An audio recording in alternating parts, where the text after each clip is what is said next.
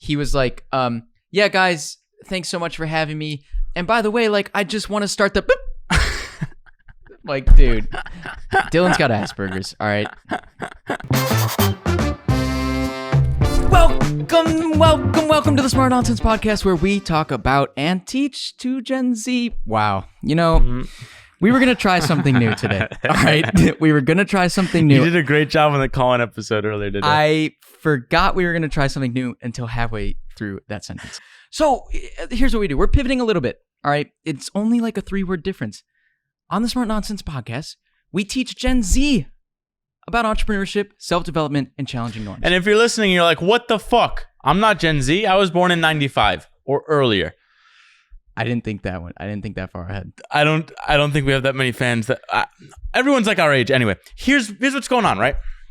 Tell them why are we doing this? Well, one, this man named Yuri was like, yo, y'all are fun. You're on this frontier. You're 1997. That means you are literally the first Gen Z. You're pushing this, I'll say frontier again, the frontier for Gen Z. We are the trailblazers pushing the frontier for Gen Z. What does that mean? We're probably the first Gen Z people to have some sort of success outside of normal, oh, you go into banking, you go into finance, go into normal jobs. We're like the first entrepreneurs in Gen Z that are doing something. Although there are some like 12-year-old, what about the 15-year-old? Yeah, right. Oh, okay. I know one, he's 17. He sold his TikTok channel. Huh. Maybe like this is more sustainable, I think. Well, I think so. I think you don't want to be a gold miner. You don't want to be a TikToker because you're just up there. This is media day. That's what I was I'm tired. I'm falling asleep. This is a tough one, but we push through. But this isn't our normal. We're normally not the actual miners. We're selling the pickaxes to them, aka the clips of their content. Right. So we sit squarely in between like all of the Gen Z stuff happening on social media and then like traditional business. Right. And we have built a traditional business leveraging Gen Z. Therefore, I think we can speak on. And you know what, too? Like, we have a lot of peers, a lot of people a couple years younger, like my sister's age, that just like don't know how the world works, frankly. Yeah. Not that we do, but like we've seen some things and we like to share those things and help Gen Z, listen. Listen to me now, Gen Z. You got a bad rap, Gen Z. You got a bad rap because our parents were really, really, really overbearing on Gen Z. Dylan and I don't remember if I hit record on the video. You should watch this on YouTube. Dylan and I will be those parents for you that are not over. We're not going to be helicopter parents. We're going to throw them out into the world, let them swim. You talk. I'm gonna see if I hit record. Wait. My question, and I'm asking you a question as you leave. You know that issue that we saw going to the bridge when there was that guy playing the music and there was a bride and the groom and he couldn't tell if it was a guy or a girl. So he's like, that was tough. And there's so okay, wait. I don't even Step remember. back because it's kind of funny. And okay, don't let me butcher this story. Right. So we're having a good time. Beautiful weather out. And hey, we'll get to the point at some point. This episode is about the app Callin that launched today. Very exciting. We're launching a new product. Very exciting. Stick around. Okay, this is a funny story though. We're downtown. Beautiful day. Wrapping up a meeting. We're by the river. There's a wonderful street performer. He's Derek. great. I think his name was Derek. All right. He's in the. I don't know if he made the vlog, but he was playing a Michael Jackson. I Want to Rock With You. Great song. Rock with you all night. Rock. Okay, that's the song. There you go.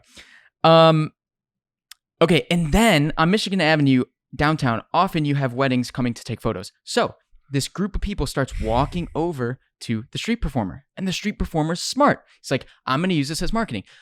So he gets on his microphone. He's like, and now we have the wedding couple walking down the street. Everybody, a round of applause for the new bride and groom.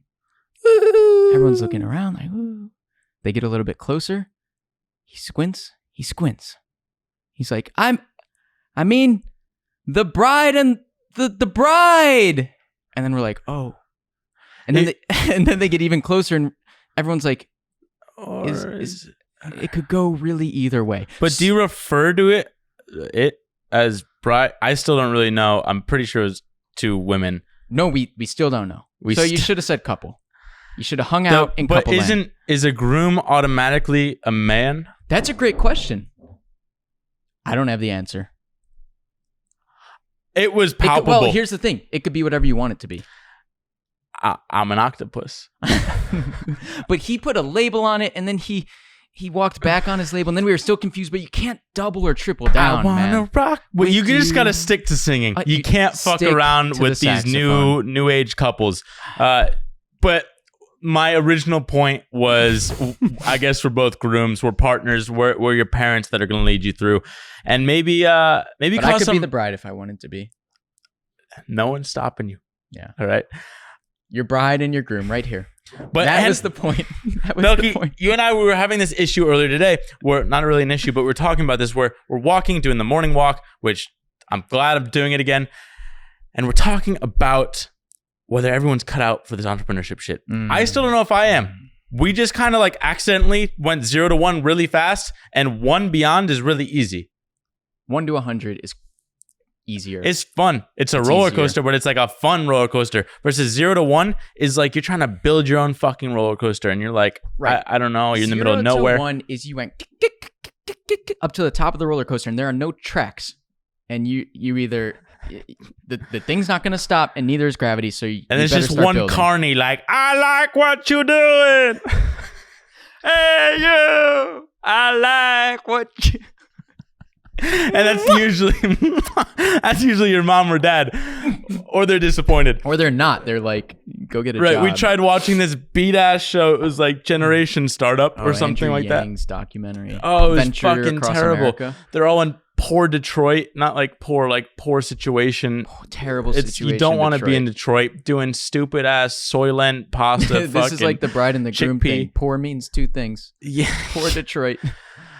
Crackoon. But all I'm saying is you don't want to be in Detroit. We watched like 5 minutes and we're like, this is a shit. Actually, that was one of the points I wanted to make.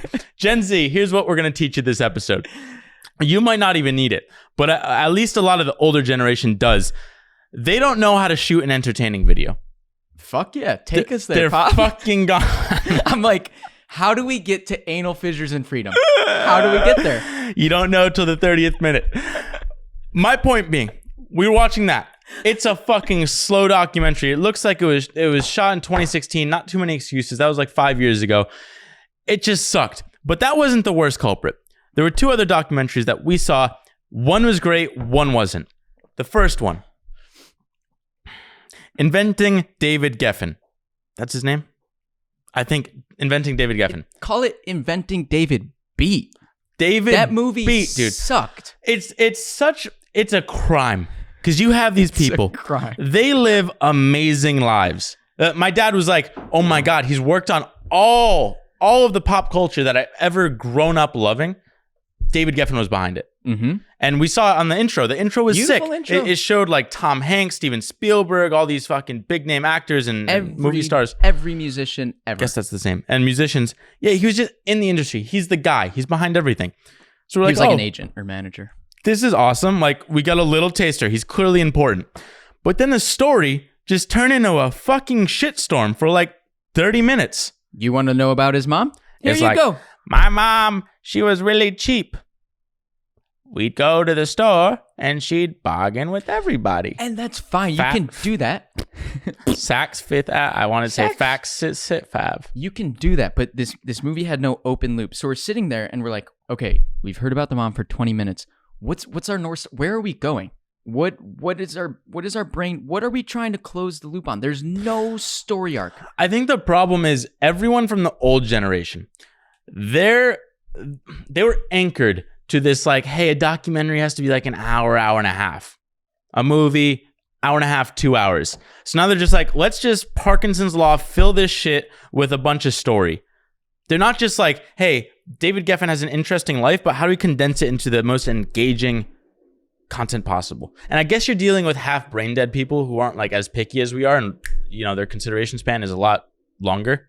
So they'll just sit on the couch and be like, right, movies, music, and that's all they do. But we're like, what the fuck? I don't care about this dude's mom. When I first you have to care about the guy. It's your problem with vlogging, right? No one gave a fuck about your vlogs at the start because it's like, who's this clown Henry? Why do I care that he's building a studio? Meanwhile, it's now an awesome thing because you're somebody. You're actually doing something, talking to important people, and they're like, oh, I want to get background on this person's life. But we didn't care enough about David Geffen to actually care about his mom and her going and bargaining with Saks Fifth Ave people. It made no sense to us. So we were quickly like, Slick Rick, my dad, maybe a good recommendation. We tried fast forwarding. He sent us another one. Today? Yeah. We got another one in the pipeline. But it was just shit. Compare that with another documentary. We switched out of that one. Slick Rick, 50-50. Here's the one where he hits heads and 200% you pick heads. here. It's called River Runner. The River Runner. Yep. The River Runner. Yep. What the fuck is a river runner? I still don't know. It's a kayaker. Scott Lindgren? Yeah, something I think like Paul that. Lindgren? The Lindgren brothers. Lindgren. Are they brothers? I don't think they're brothers. He had a brother. This is how you tell a good story. How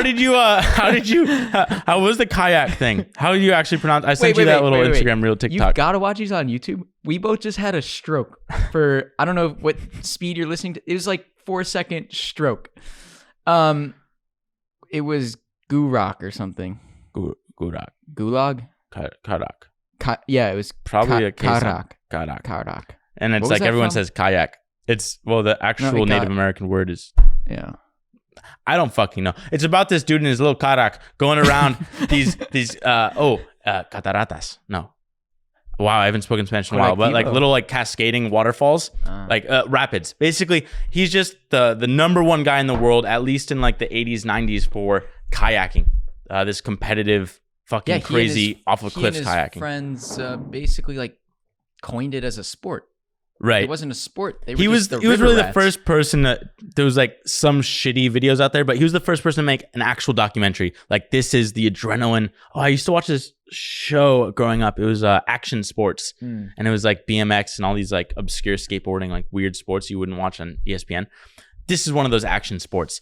So he pioneered that, and his life, like the beautiful part about the way they told this story was like they showed the fucking crazy shit he was doing, but it was all going in this one direction to this one Pakistan, like the premise was he was going to mountain, I guess. Yeah, he was going to ride the 4 most dangerous rapids in the world. They're all coming off of these rivers from a mountain in the Himalayas.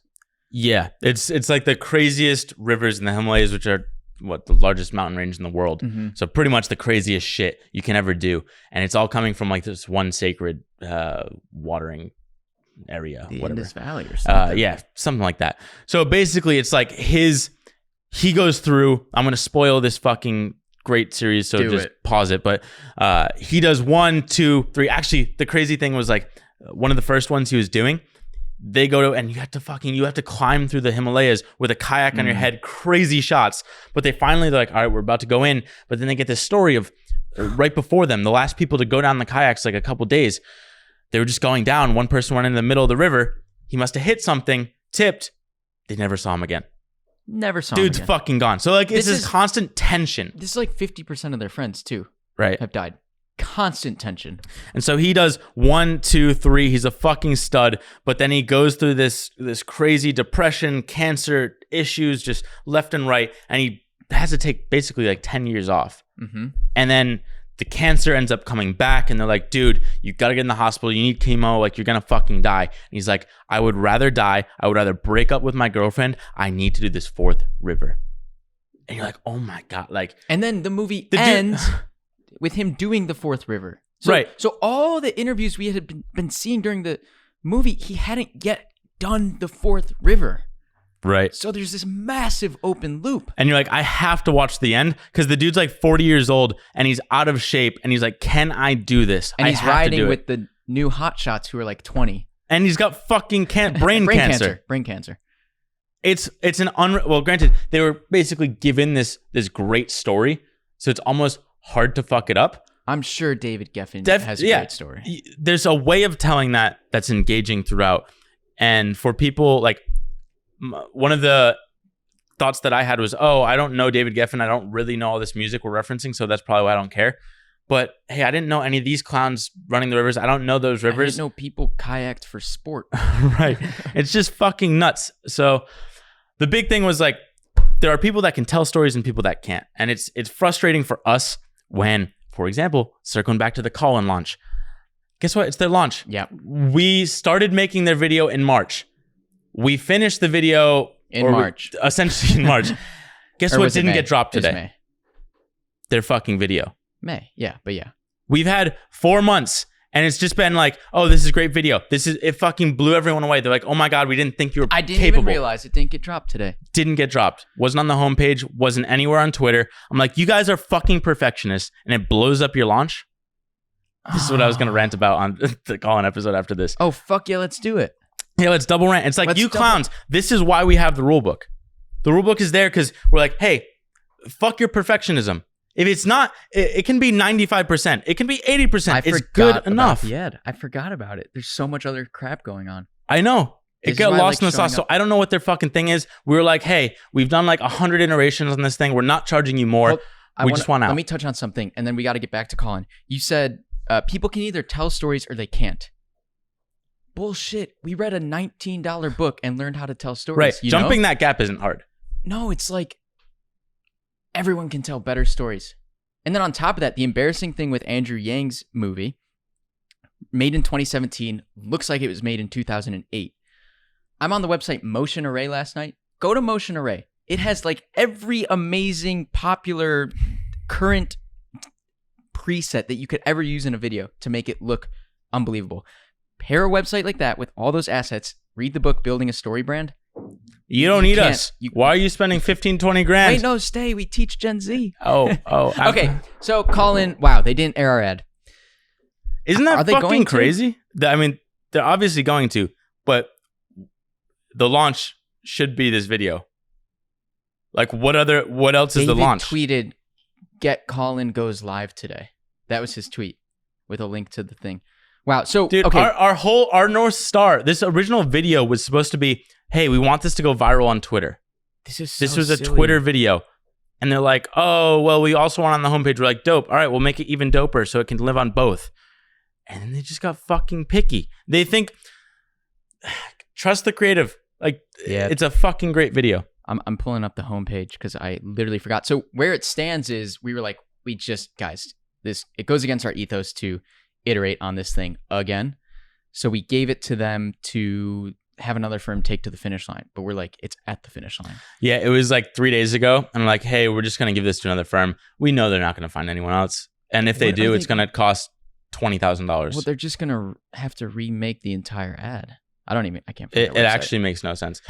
So, I don't know what the point is. The point is like, and you're probably like, well, you guys shoot podcasts and fucking most of you probably aren't listening still because we just ramble for most of these. But if you're there and you're telling a story and you have time to really plan it out,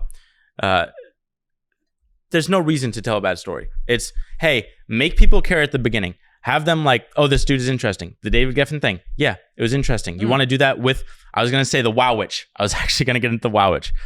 That's a trade secret. Okay. That's a trade secret. Whatever. For now. Try and figure it out from there. But basically, the start is like, fucking hook the person. You got to make them care about the video. Do whatever it takes. We're just doing some analysis of what videos perform best. One of our videos had a million impressions. Another one is just got 100,000 views on it. Impressions is like always more than views, but basically we're crushing it and we're trying to figure out like, oh, a lot of people are saying, oh, your shit's too ADHD. It's like a lot of animations, a lot of shit going on. Is that too much? We're like, no idea. Maybe not. It's hard to figure out what the fuck works, and like there's a lot of variables at play. The one variable that doesn't change though is a good story, is a good fucking story. And consistency. Yeah. Hey, can we inject some nonsense? What else are we doing today? Crickets, huh? Oh! We proved today that the Big Bang doesn't exist. Oh, what the fuck was that? Dude, we're so in over our heads. I think you said no more guests. Okay. Here's the problem, right? Guests don't work. They don't work when you're not prepared. Okay. First, you got to be at least prepared, because then you can like have some direction. This happened with the Adams Bros. They're not even bros. I just call them Adams Bros. The Adams guys. They came on. I wasn't prepared. I was like, what the fuck is this interview? Now I feel guilty about releasing it. I'm like, I don't want to waste y'all time. It dilutes our brand. It was just fucking like 2 collective hours for them. Like, what the fuck was that? 2 collective hours. That's 2 life when hours. I think about meetings. But and then we go and we have Sahil on, and he's trying to teach us about the universe and how the Big Bang isn't real. The universe has just been a circle. It's been around forever, just the way it is. Time's not real. We're in over our heads. We know what the fuck was going on. We don't know how to inject. We can't even inject nonsense now. I think I'm too tired to like fucking have funny thoughts. Yeah. Well, the problem with guests is there's a lot of opportunity to inject nonsense, but they're not on the same wavelength. So it would be either rude or Cactus almost was.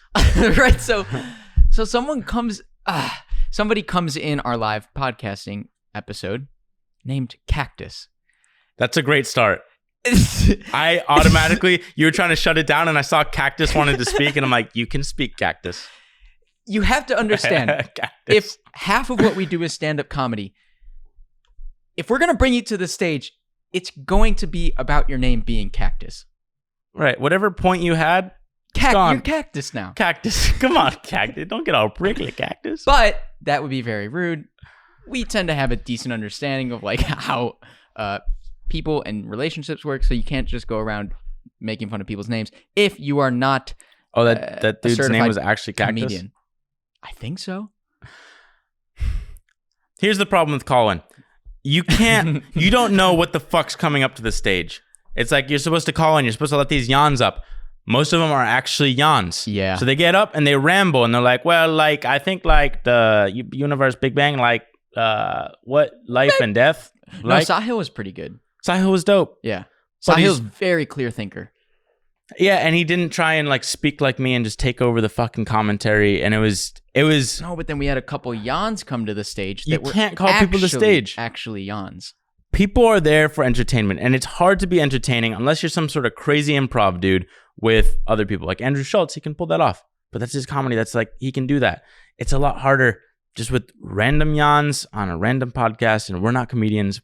We can riff with each other, but it's fucking messy. And that's why I think every time there's like someone that comes on a stage that isn't already like David Sachs or someone awesome, it just sucks. Like yawns coming on stage sucks. But how do you know which one's a yawn and which one's not? What do you think Sahil thought of the yawns? Because he's actually trying to start a conversation. That's why we had him there. But it's a wasted conversation. Like, he needs to settle this shit with the scientists first and then just report back.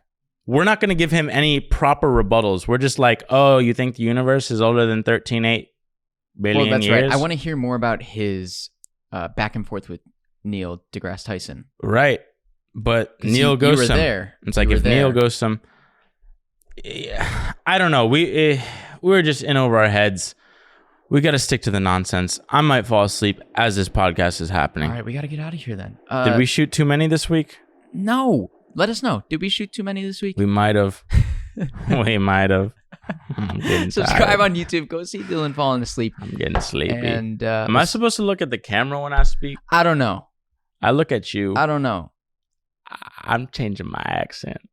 See ya. Bye. You think after 102 we know how to end an episode, but no.